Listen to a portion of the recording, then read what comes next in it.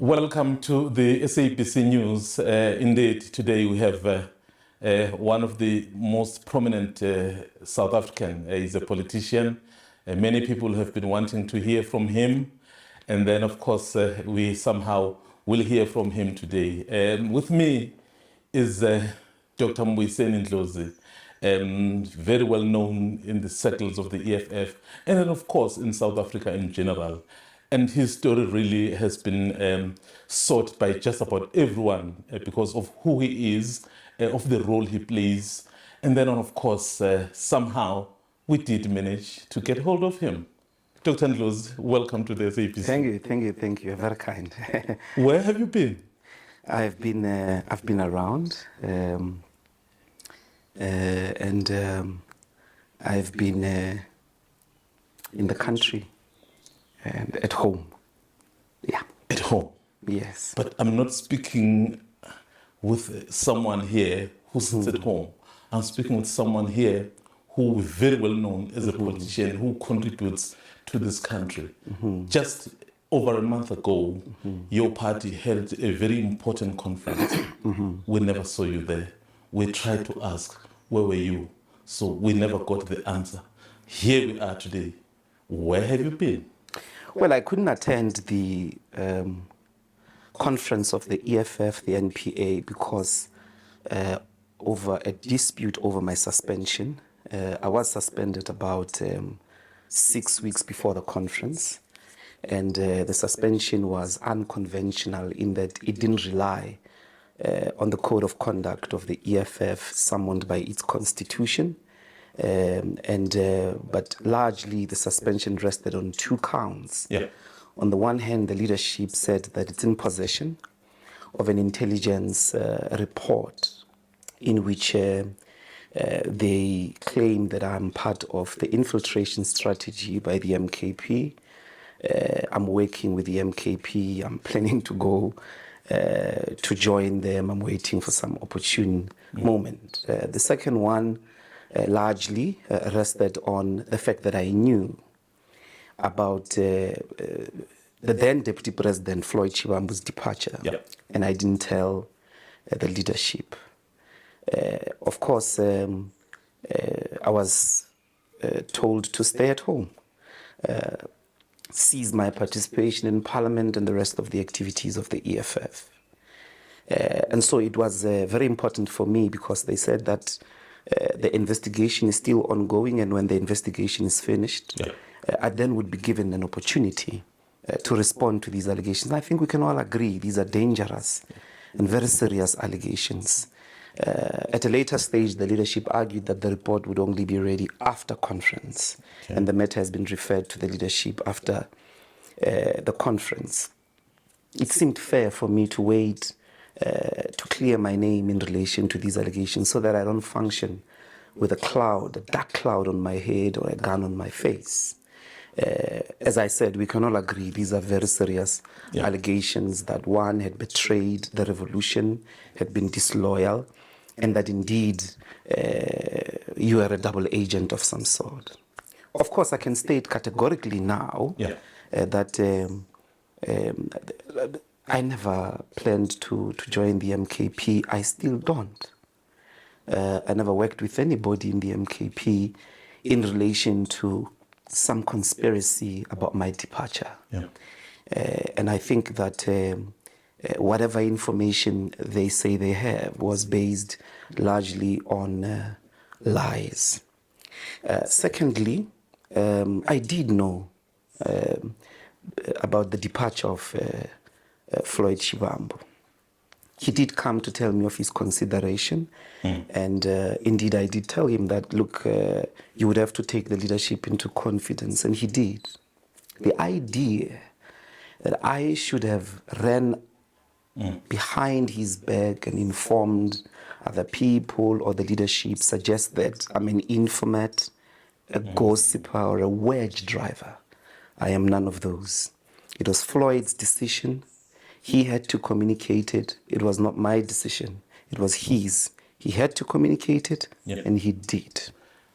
Maybe on that issue of you being suspended, so Did those investigations continue? Where are they now? What has happened? Has there been finality? Well, no, I haven't heard of anything. Obviously, the conference constituted a moment of the end of the term of office that I was part of as the leader of the EFF. And I hoped very deeply that post the conference, there would be reconsideration of these positions, in particular, that moment of natural justice, that moment of giving me an opportunity to respond to what are damning allegations from an organization that I gave my life to and that I love. But that has not come through, and I think that we can all read the room.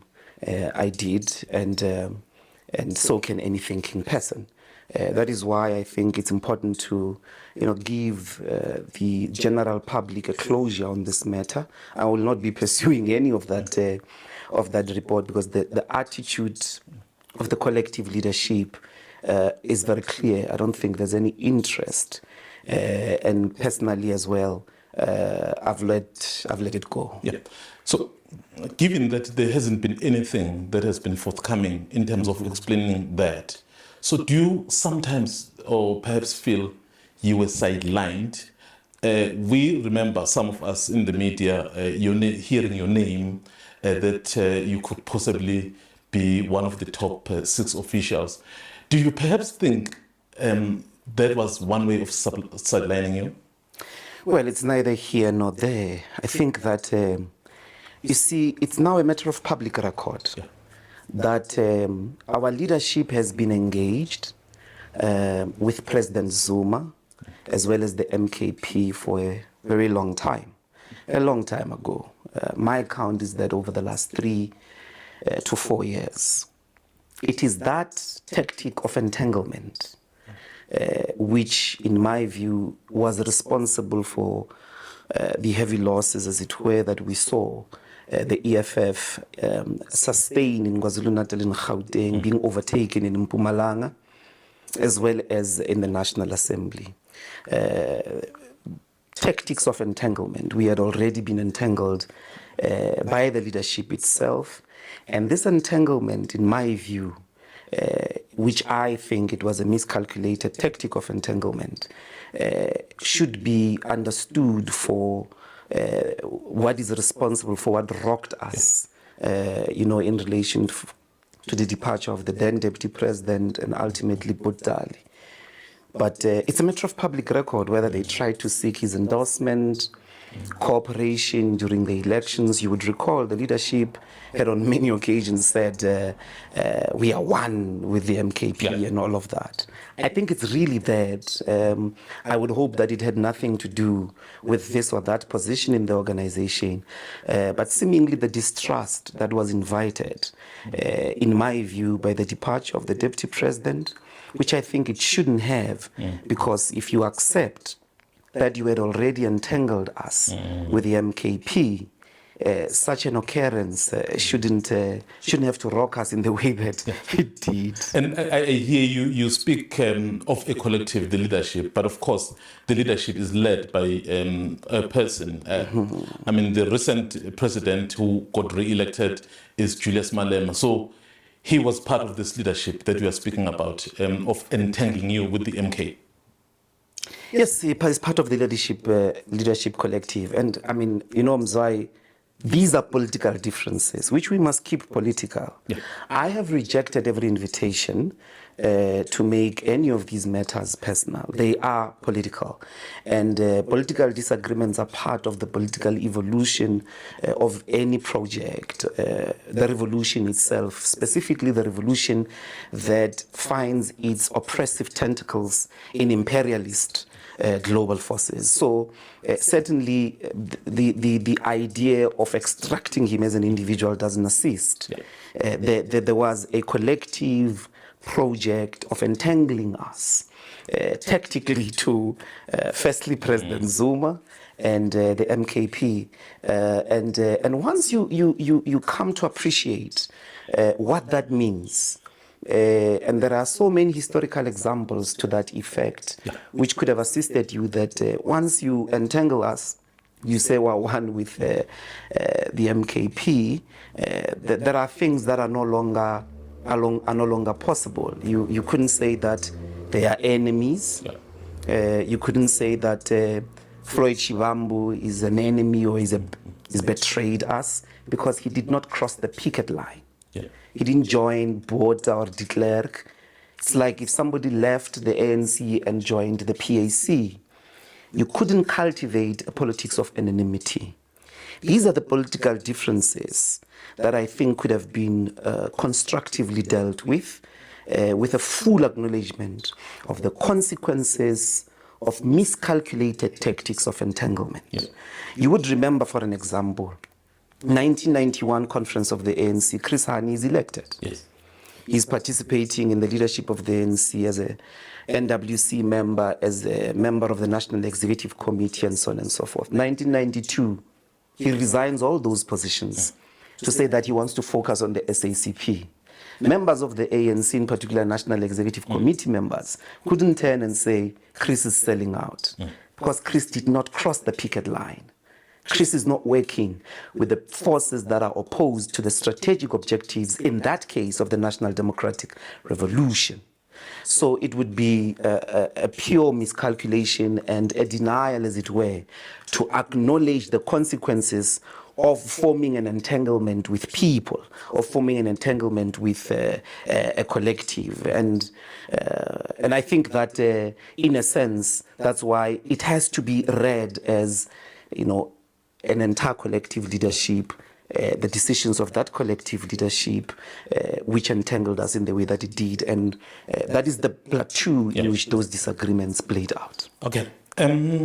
Because there was, just to conclude on this issue of you being charged. So has anyone come to you? Because remember, you are the member of the EFF as we sit here. Well, unless there's something I don't know, but from my what I said to you, I heard from you is that you are the member of the EFF. Has anyone come to you, other than you going to them, to say, where's the conclusion and the finality on this matter? I have made attempts, and so no. The answer is no. I've not gotten any advances that there is any progress in that regard. I don't think there will be, because it's lies. It's lies. At least for me, the public is aware that consistently over the last 3 years, I was on the public record to have, I'm fortunate in that sense, that those particular disagreements in relation to the entanglement with the MKP, I was very vocal that it was not wise, I disagreed, but I had been dismissed as having not understood tactics. And to wake up in the morning after all of that and say that I'm the one that is a double agent, it is of biblical absurdity. Mr. Malema, who used to be very close to you, even sometimes would speak publicly very glowingly of you, of your leadership qualities. So I know you are in the space of politics. Have you somehow reached out to him, you as a person, or has he reached out to you, perhaps to try and look into all these matters? Look, the obvious answer is no. The suspension was put in a very formal way.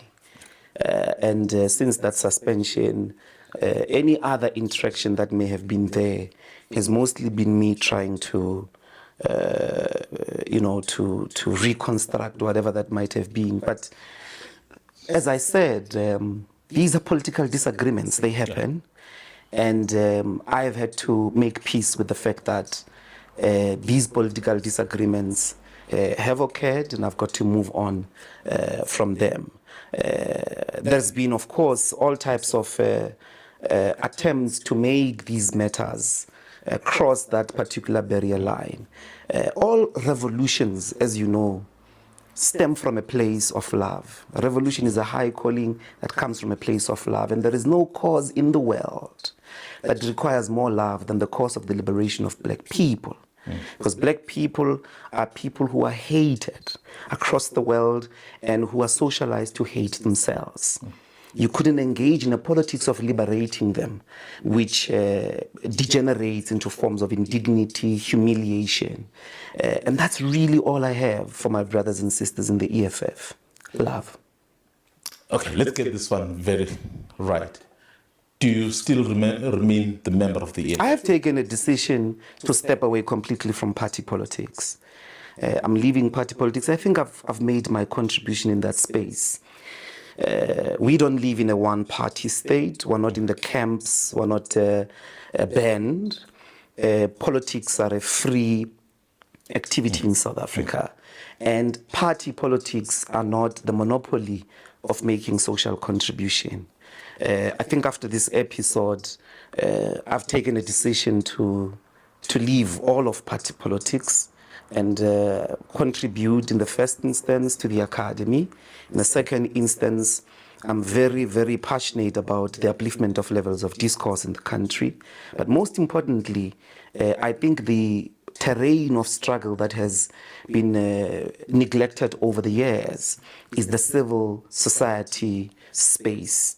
That civil society space, I'm interested in it because it is where you are able to cultivate and agitate the notions of freedom, where liberation is about the people. The people liberate themselves. And community development, research, advocacy. You know, it's time somebody did for the people of this country what AfriForum is doing for the Afrikaners. Yeah. I think that is the civil society space that one is having a conversation and thinking about. I'm saying that party politics don't monopolize the contribution to social change. And I have taken a decision to step out. So, I just want to get you right. I don't want to second guess you. You're saying you're leaving party politics. I'm leaving party politics. And my question is very direct. Are you still a member of the EFF? I have left the EFF. I have left party politics. EFF is a political party. I have handed over my resignation as a member. And it is because where I want to go and contribute, I can't hold a single party membership. But overall, I think that I've made my contribution. And I think that there are brilliant young men and women, old men and women as well, in the space that will continue in that category, as it were, of party politics. I think I'll contribute elsewhere in the remaining decades of my life. Yeah, I think that answer somehow almost nullifies some of the questions I wanted to ask. But of course, I would still ask them differently. Okay. So, how many attempts did you have when people saw that you are in some sort of a limbo in terms of joining them? So I was not in a limbo, Mzwandile. I was suspended. Okay, yes. And such a suspension was posited as being extraordinary, and therefore it did not use the legal instruments available in the organizational constitution, which means that it was very difficult, as it were, to could have acted in any other way, because I didn't want to destroy, distract, disrupt an organization that I had spent the past 11 years of my life building and contributing to its unity, its stability, and its impact in society. I have no interest in that. My interest from the beginning was in the economic emancipation movement. I have no doubt in my heart sitting here that the leadership acted from a position of trying to protect the mission, of trying to protect the organization. Yeah. I have no doubt in my heart that the mission of economic emancipation in our lifetime is still very much alive as an objective of their actions.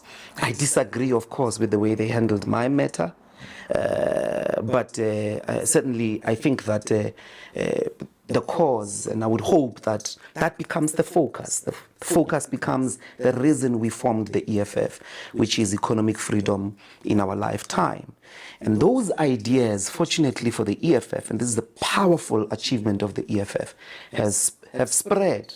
Who would have thought that the Ramaphosa will sound like Robert Mugabe, that he would read in terms of expropriation of land from the script of the economic freedom fighters? Who would have thought that those ideas would be in parliament today? When we started, they were only in the EFF. At the moment, you can count more than 4 political parties that have accepted these ideas. And that was the objective, because even though one was not expelled, I was not suspended or expelled from the ANC, we left in faith of the fact that the ANC and the establishment sought to destroy Julius Malema, to try and scare all of us, that if you raise these ideas, this is what will happen to you.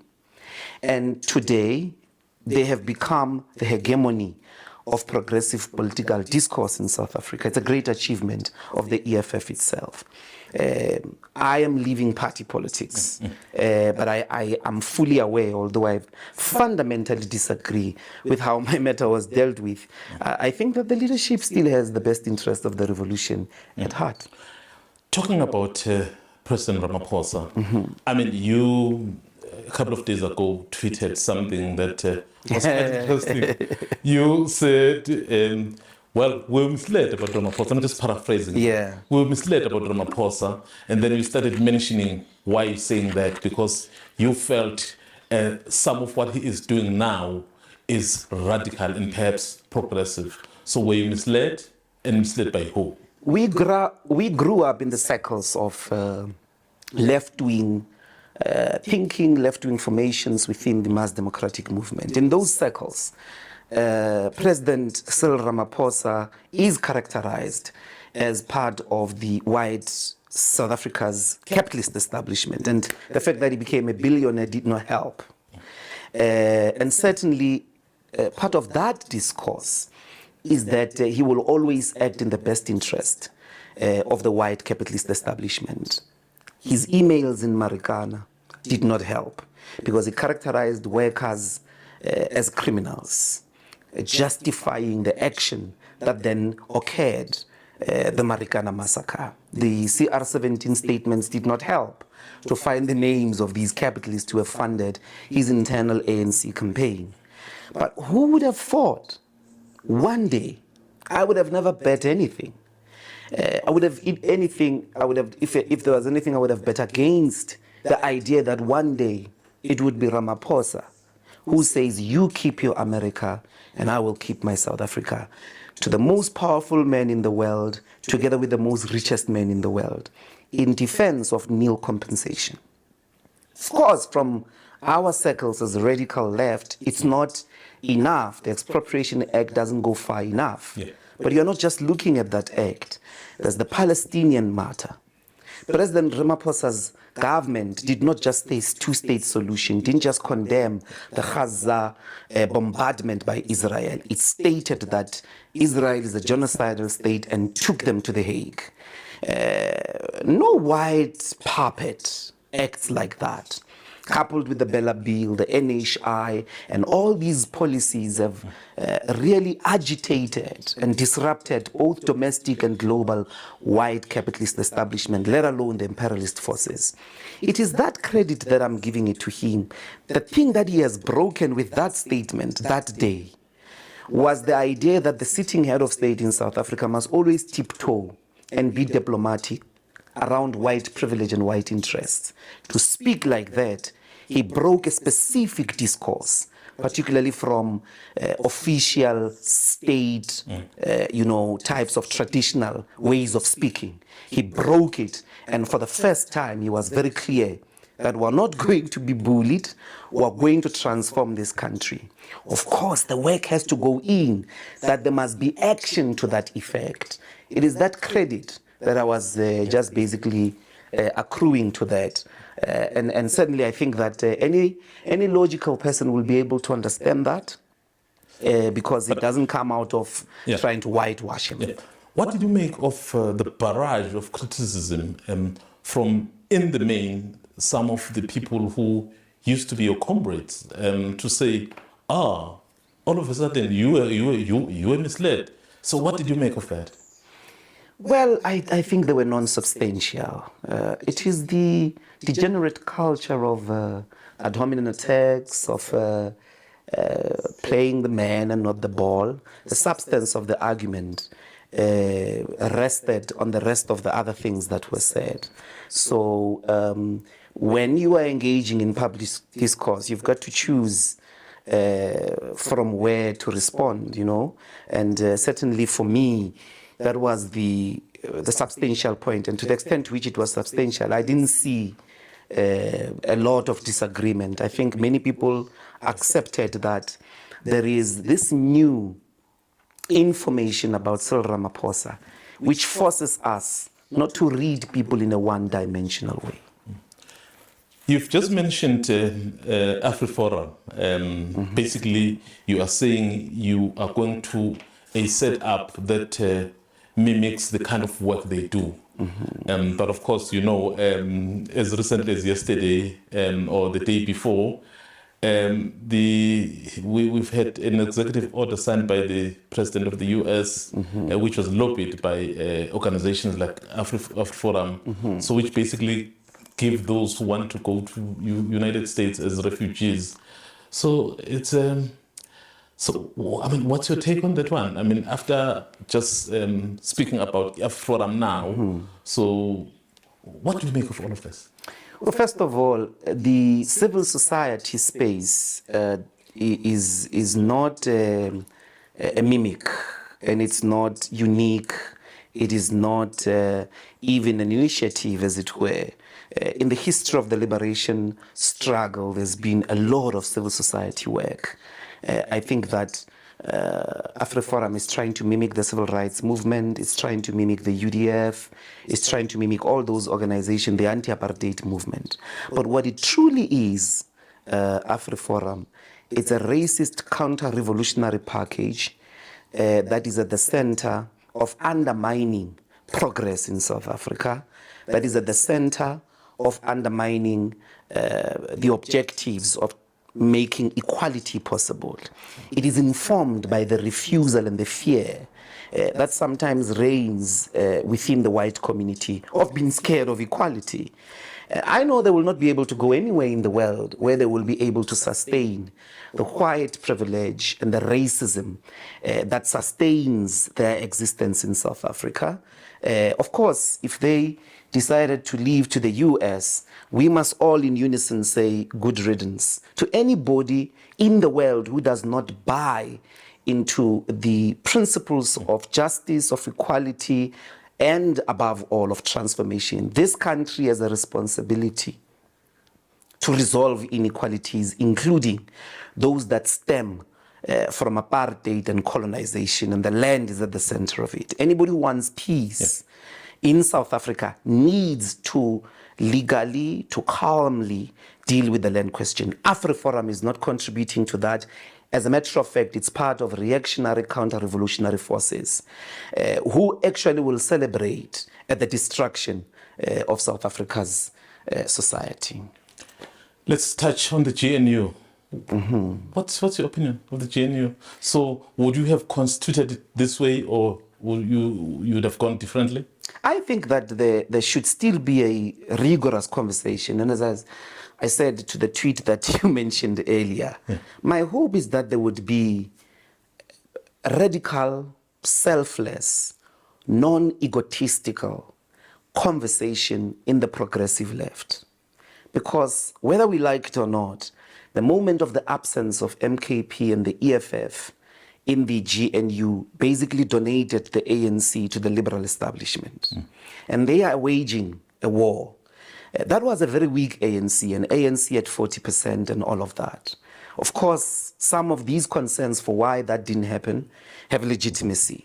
But my hope is that there would be, you know, a radical conversation for the progressive forces in the country, so that you are not in a coalition government in which every day you are disagreeing about Bella Bill, about Expropriation Act, about NHI, that the battles would be put elsewhere in the implementation of the things that will improve the living conditions of our people, not in the policies that are a heritage of liberation, a heritage of the anti-colonial and liberation struggle.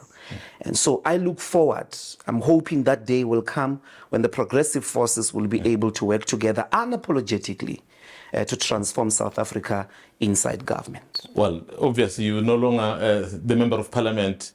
I don't think progressive forces, particularly in Parliament, see themselves that way now, I think, after recent events, because I think your former leader has basically said they don't want to see MK anywhere.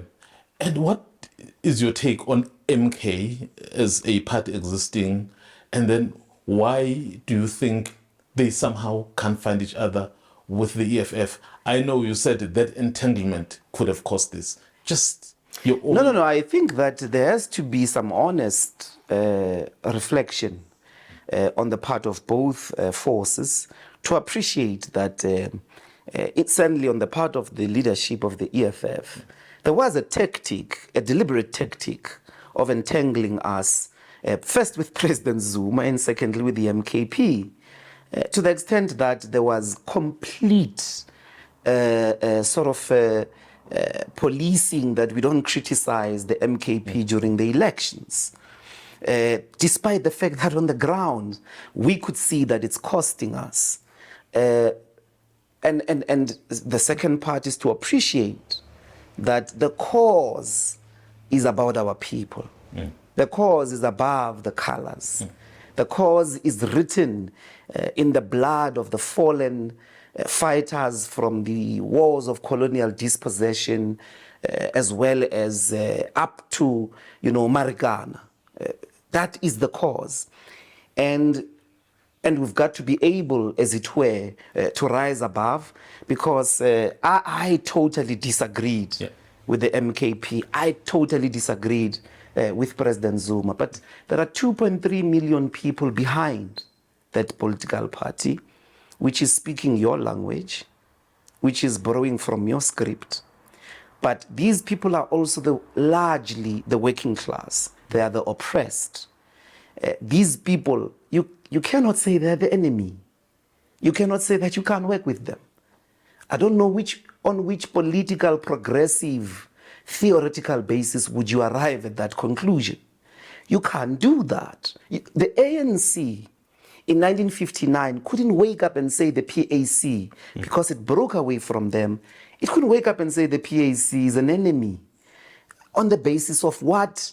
In the political discourse, in the political literature, including in your own documents, would you characterize that particular outfit which you were entangled to, which you entangled yourself to?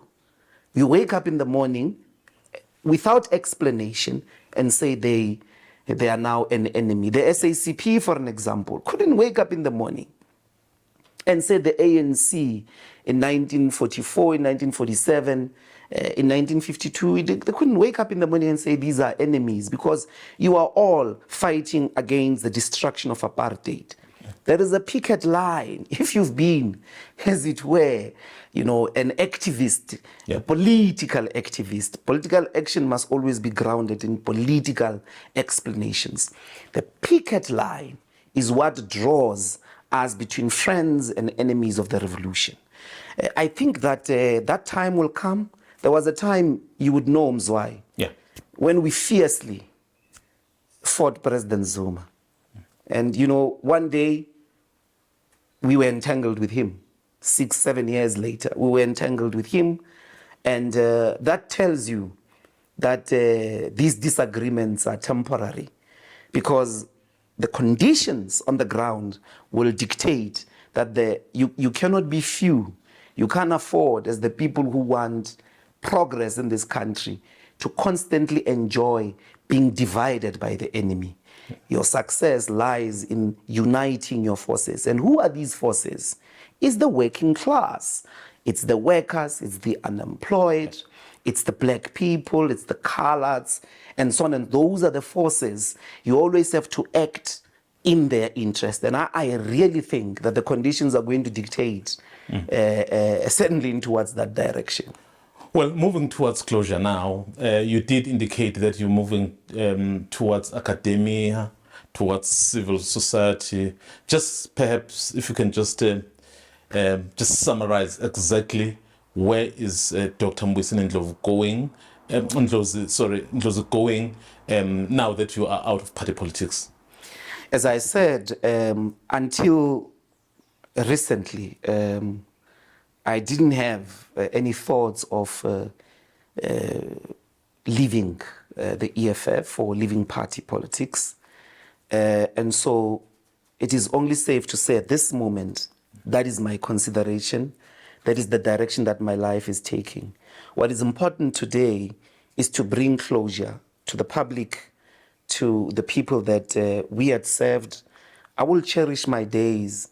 It was a privilege to have been given that opportunity to serve in Parliament, to serve in the various structures of the EFF. I will cherish those days of my life, all my living days. I will cherish that particular privilege, and three different, or rather three aspects with which I'm going to be going into my direction. I'm fortunate that in the way I have developed in my life as a young man, I was never a one-dimensional person. So I will put all my talents into service in the academy, as well as contributing to the upliftment of public discourse, but certainly the conversation with all South Africans of a common mind of how do we constitute a civil society outfit that emphasizes that the people are the liberators, that emphasizes community development, that emphasizes the notions of freedom in which we fight against the conditions that stop us from being responsible for ourselves, but also that is steeped in research as well as advocacy, very, very ground-driven. As the civil society organizations and the civil society speech, which stems from our constitution, by the way, that we had seen in democracies, but certainly in the liberation struggle. I think that space is a space that we have neglected, and is the space where even the renewal of the entire political terrain in South Africa may come from. So that's basically where I want to go put my energies. And I must state on the record that I hold nothing whatsoever personal against my brothers and sisters in the EFF. And I really wish them the best. And I wish that they could continue with the same commitment that we had demonstrated over the last 11, 12 years in advancing the cause of economic freedom in our lifetime. Well, thank you very much, Dr. Ndlozi. Thank you very much. Thank you. Well, that was Dr. Ndlozi speaking to us for the first time after not being part of the National People's Assembly that elected new leadership. But of course, he's given us the honor of speaking to us, and obviously speaking to us is speaking to the nation. And then, of course, you will decide, based on what he said, how you feel about everything.